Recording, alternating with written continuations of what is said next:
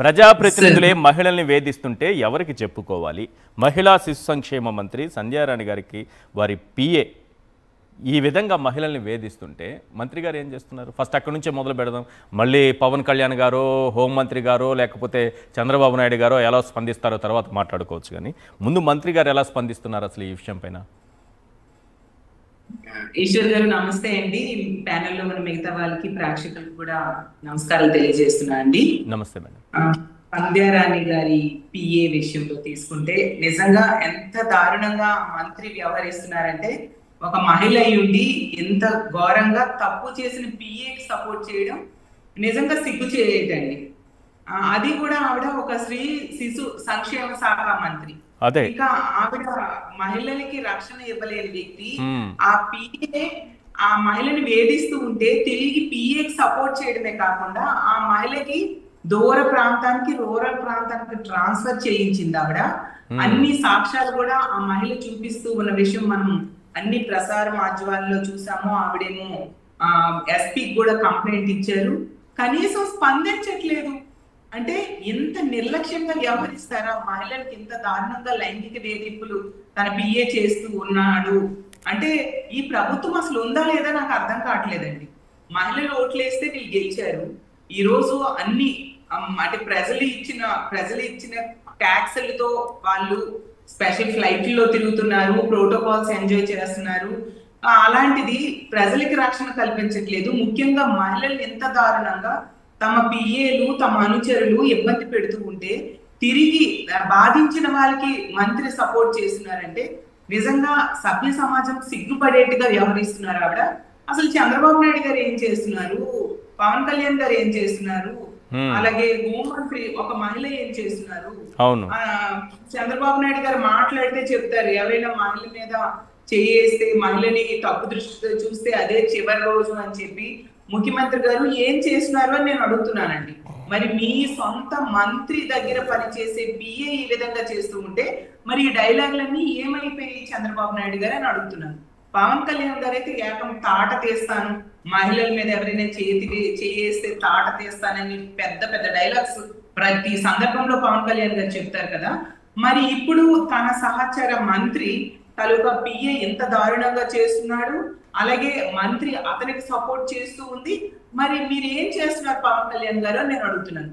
హోంమంత్రి గారు ఈవిడ ఫ్రెండ్స్, అలాంటిది ఆవిడేమో కనీసం స్పందించట్లేదు. ఒక మహిళా హోంమంత్రి అయ్యుండి కూడా నేను తక్షణమే కోరుకుంటున్నాను ఏంటంటే, చంద్రబాబు నాయుడు గారు నిజంగా చిత్తశుద్ధి ఉంటే ప్రజలతో ఎన్నుకునే ముఖ్యమంత్రి అయ్యిన మీరు భద్రం చేయాలి అలాంటి మంత్రిని. అసలు మహిళల రక్షణకి ఇలా గాలి కొట్టేసి అది కూడా అన్ని సందర్భాల్లో ఇప్పుడు అసలు ఏం జరిగిందని సీఎం స్థాయిలో ఏమైనా ఎంక్వైరీ జరిగిందా? కనీసం పిలిచి మాట్లాడారా? ఆవిడ పోలీస్ స్టేషన్ లో కంప్లైంట్ ఇచ్చింది, పోలీసు కంప్లైంట్ తీసుకోలేదు. ఎందుకంటే మంత్రి ఆ పిఏ సపోర్ట్ గా నిలబడింది కాబట్టి. అలాగే లోకేష్ గారి ఆఫీస్ లో ఆవిడ కంప్లైంట్ ఇచ్చింది, కానీ ఎటువంటి చర్యలు లేవు. మంత్రి అయితే ఆవిడ కంప్లైంట్ ఇచ్చాక ఈవిడికి వ్యతిరేకంగా, బాధితురానికి వ్యతిరేకంగా యాక్షన్ తీసుకున్న పరిస్థితి ప్రతి సందర్భంలో చూస్తున్నాము. డబ్బులు ఇచ్చింది ఆ పిఏకి, డబ్బులు ఇచ్చింది ఈ మహిళ, ఇవ్వకుండా మళ్ళీ తిరిగి లైంగిక వేధింపులు గురి చేసింది ఆ పిఏ. అంతేకాకుండా ఆవిడ లెటర్ లో క్లియర్ గా రాసిందండి. ఎస్పీకి ఇచ్చిన లెటర్ లో ఎంత స్పష్టంగా రాసిందంటే, తెలుగుదేశం పార్టీ నాయకులు అలాగే మంత్రుల పిల్లలు పక్కల్లోకి రమ్మని ఈ పిఏ వేధించాడు అనేసి స్పష్టంగా ఎస్పీకి ఇచ్చిన లెటర్ లో అంత ధైర్యంగా రాసింది. పృథ్వీ అనే వ్యక్తి అంట. అసలు ఏ మంత్రి కొడుకు ఇతను, ఏ మంత్రులు కొడుకు? ఇంకా ఆయనకి తెలిసిన మంత్రి ఒకే ఒక మంత్రి, నాకు ఎవరి పేరైతే ఇక్కడ లేదు. కానీ ఇంత దారుణమా? మంత్రి కొడుకులు అయితే మాత్రం వాళ్ళు ఎవరని చెప్తే వాళ్ళకి ఎవరు కావాలంటే వాళ్ళని సప్లై చేయాలి ఈ పిఏ పోయి. ఎంత దారుణమైన పరిస్థితిలోనే చూడండి. అంటే కాలకేయుల తెలుగుదేశం పార్టీ నాయకులు కాలకేయుల వ్యవహరిస్తున్నారు. తెలుగుదేశం పార్టీ బ్యాచ్ అంతా మనం సినిమాలో చూస్తాం కదండి, దండుపాలెం బ్యాచ్ అంటే దానికి ఎగ్జాంపుల్ గా వీళ్ళు వ్యవహరిస్తూ ఉన్నారు. టీడీపీ అంటే కాదు మేడం, నువ్వంటే టీడీపీలో చాలా మంది నాయకులు పడి చేస్తున్నారు. సిగ్గుందా వీళ్ళకి ఈ మాటలు మాట్లాడడానికి? అసలు ఎవరా టీడీపీ నాయకులు? వీళ్ళకి ఇదే పనా? తీయాల్సిన బాధ్యత లాండ్ ఆర్డర్ చూసిన సీఎం గారి మీద, అలాగే హోమ్ డిపార్ట్మెంట్ హోం మంత్రి గారి మీద ఉందా లేదా అండి? అసలు స్పందించట్లేదండి. అంటే మహిళల మాన ప్రాణాల రక్షణ ఇంత ఘోరంగా నిర్లక్ష్యంగా వీళ్ళు వ్యవహరిస్తారా? వీళ్ళనా ప్రజలు ఎన్నుకున్నారని ప్రజలందరూ ఈ రోజు బాధపడుతున్నారండి. ఆ మహిళతో పాటు అక్కడ ప్రజా సంఘాలన్నీ కూడా ఆ మహిళకు సపోర్ట్ గా మాట్లాడుతూ ఉండే పరిస్థితి. ఇంతమంది గొంతు చించుకొని మాట్లాడుతున్నా కూడా కనీసం ముఖ్యమంత్రి గారు, డిప్యూటీ సీఎం గారు, హోంమంత్రి గారు స్పందించట్లేదు. ఈవెన్ ఆ సంధ్యారాణి గారు స్పందించట్లేదు.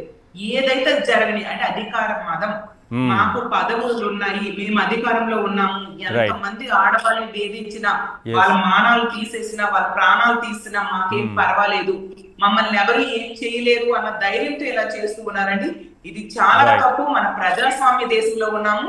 అసలు వీళ్ళు ఇలా బిహేవ్ చేయడం వల్లే మొన్ననే మనం చూసామండి, ఆ బిఎన్ఎస్ యాక్ట్, బిఎన్ఎస్ఎస్ యాక్ట్ అమలులో మన రాష్ట్రం 36వ స్థానానికి దిగజారిపోయిందంటే ఈ రాష్ట్రంలో అంబేద్కర్ రాజ్యాంగం అమలు అవ్వకుండా రెడ్ బుక్ రాజ్యాంగం అమలయ్యేట్టుగా పోలీస్ శాఖను ఉపయోగిస్తూ ఉన్నారు. రాజ్యాంగ దినోత్సవం ఘనంగా చేశారు కదా, చాలు కదా.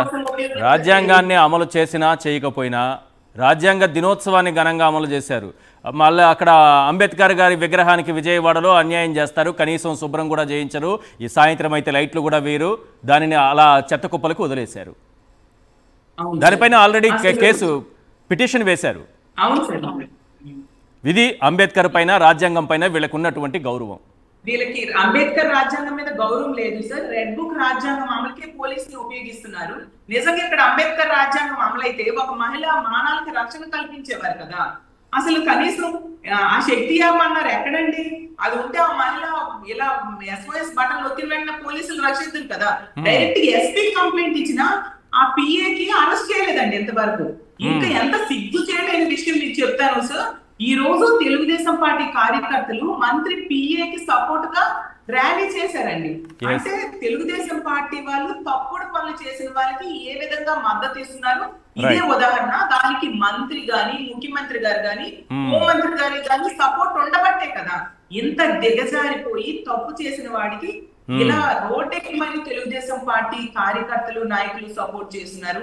మనం అర్థం చేసుకోవచ్చు. ప్రతి సందర్భంలో కూడా మన ఈ రాప్తాడు కూడా ఇప్పుడే మీరు చెప్పారు, అంగన్వాడీ హెల్ప్, అలాగే ఈవిడేమో అటెండర్. అంటే వీళ్ళందరూ ప్రభుత్వ ఉద్యోగులైన మహిళలు. అంటే ఈ కూటమి ప్రభుత్వం అధికారంలోకి వచ్చాక ప్రభుత్వ ఉద్యోగం చేస్తున్న మహిళలకు రక్షణ లేదు. అసలు ఇంట్లో ఉన్న ఆడవాళ్ళకి రక్షణ లేదండి. ఈ 18 నెలల కూటమి పాలనలో బయటికి వెళ్ళిన రక్షణ లేదు, ఈవెన్ ప్రభుత్వ ఉద్యోగులకి రక్షణ లేదు, స్కూల్ కి వెళ్ళిన రక్షణ లేదు. అంత దారుణమైన పరిస్థితులు నెలకొని ఉన్నాయండి. ప్రతి సందర్భంలో కూడా తెలుగుదేశం పార్టీ కార్యకర్తలు, నాయకులే తప్పుడు పనులు చేస్తున్నారు. తుని సంఘటన అవ్వచ్చు, అలాగే తీసుకుంటే ముమ్మిడివరంలో చూసాము, రాప్తాడులో పరిటాల సునీత గారు, ఆవిడ ఒక ఎమ్మెల్యే, మహిళా ఎమ్మెల్యే, మంత్రి కూడా అక్కడ మహిళా మంత్రి. అలాంటి దగ్గర అంగన్వాడీ హెల్పర్ కి ఇలా తెలుగుదేశం పార్టీ నాయకులు, అంగన్వాడీ హెల్పర్ ది ఒక ఇన్సిడెంట్ అయితే ఏడుగుర్రాలపల్లి, రామగిరి మండలంలోనే ఏడుగుర్రాలపల్లిలో 13 ఏళ్ల దళిత బాలికను ఎంత 6 నెలల పాటు టీడీపీ నాయకుల యొక్క పుత్రరత్నాలు 14 మంది ఇంత దారుణాతి దారుణంగా 6 నెలలు గ్యాంగ్ రేప్ చేయడం జరిగింది. 14 ఏళ్ల బాలికను 14 మంది దారుణంగా గ్యాంగ్ రేప్ చేస్తే సాక్షి టీవీ బయటికి తీసుకొచ్చి ఆ విషయాన్ని అందరికీ సమాజానికి తెలిసేట్టుగా చేయడం, వైఎస్ఆర్ కాంగ్రెస్ పార్టీ నాయకులు వెళ్ళి గట్టిగా ప్రెషర్ పెడుతూ అప్పుడు వాళ్ళకి అరెస్ట్ చేయడం జరిగింది. లేకపోతే అసలు పట్టించుకోలేదండి. అంత దారుణంగా ఉందన్నమాట. ఈ అన్ని సంఘటనల్లో కూడా చాలా సందర్భాల్లో అత్యాచారాలు చేసిన వాళ్ళైనా, లైంగిక దాడులు చేసిన వాళ్ళైనా, లైంగిక వేధింపులు చేసిన వాళ్ళైనా, వీళ్ళందరూ కూడా తెలుగుదేశం పార్టీ నాయకులు, తెలుగుదేశం పార్టీ కార్యకర్తలే మనం చూస్తూ ఉన్నామండి. అంటే బరి తెగించినట్టుగా వాళ్ళకి వదిలేశారు. అది కాకుండా ఎంతగా వీళ్ళు విచ్చలవిడిగా ప్రవర్తిస్తున్నారు. ఎందుకంటే చంద్రబాబు నాయుడు గారు గాని, ఈ రాష్ట్రంలో ఉన్న హోమ్ డిపార్ట్మెంట్ గాని తప్పు చేస్తే శిక్ష వేయరు అన్న ధైర్యం అన్నమాట. ఆ ధైర్యంతో బరి తెగించి ఈ విధంగా వ్యవహరిస్తూ ఉండే పరిస్థితి మనం చూస్తున్నాం సార్. చంద్రబాబు నాయుడు గారు హోంశాఖ, కేంద్ర హోంశాఖ నివేదికలో మన 36వ స్థానానికి దిగజారిపోయింది అనమాట చట్టాల అమలులో. అంటే అది లాస్ట్ కాబట్టి అక్కడ ఆగాం.